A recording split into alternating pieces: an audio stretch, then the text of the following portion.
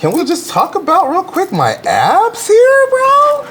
Look at that. D16 is stacked. Is that why you took the role? Pretty much. When I saw him, I was like, oh, that, yeah. I was like, they're drawn from inspiration. Who are you? What are you doing here? I ask that every day. I'm Brian Tyree Henry, and I play D16, later to become Megatron, and you would be? I am Josh Cooley. I'm the director of Transformers 1, and... This will be? This will be? What is this? Behind the shot. What are you doing? I tell you what I'm not doing. I'm not cowering in some busted ship playing king of the throne. This is one of my favorite scenes in the movie. I always like to look at a scene and go, can you tell what's happening with the sound completely off? Hey! Starscream at the beginning of the scene is in charge. He's in the throne. He's above everybody else. So all the shots are shot up at him. And then D16 attacks. Well, how can you say so? With my head in your teeth. The dynamic completely changes. And now D16 is above him.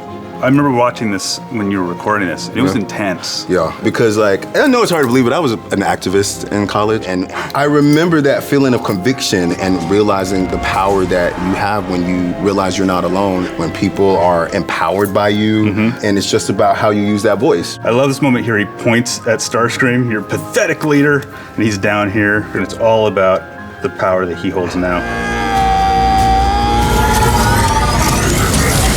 Having Starscream be the catalyst to make D16 take charge here was what this scene's really about. And it took a while to figure that out. We boarded it a few times. We didn't even have the gun popping out at the end of it. Wow. Once we put that in there, it's like, well, that's the point of the scene. So everything kind of was reworked to build to that moment.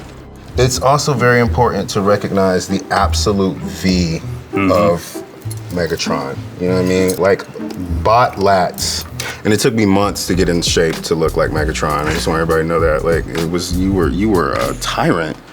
You know, one thing that's really hard to get right that I learned about pretty quickly on a Transformers movie is you have a planet, Cybertron, made of metal, with characters that are made of metal, and then everything has lights. And so what happens when metal and light show up is you get a lot of reflections and a lot of glares. So it was really important to make our characters stand out and read clearly. What's great about this scene is that they're so much further away into the story where there's like this alien nature that's growing on everything.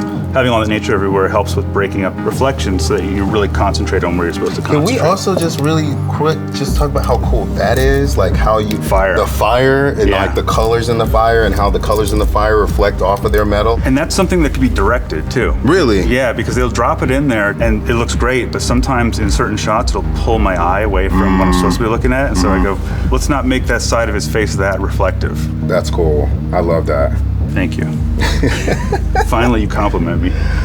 I mean, I was paid by your wife. There are so many Easter eggs in this film. One thing in this scene though, right there, this throne is very much inspired by the crown that he wears in the 1986 Transformers movie.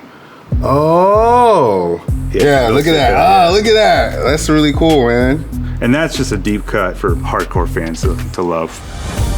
One of the things I wanted to make really clear with the design of these characters is that their eyes need to be really legible so that we can play with something like this where you can see those little eye darts and everything. That's how you show a character's really thinking.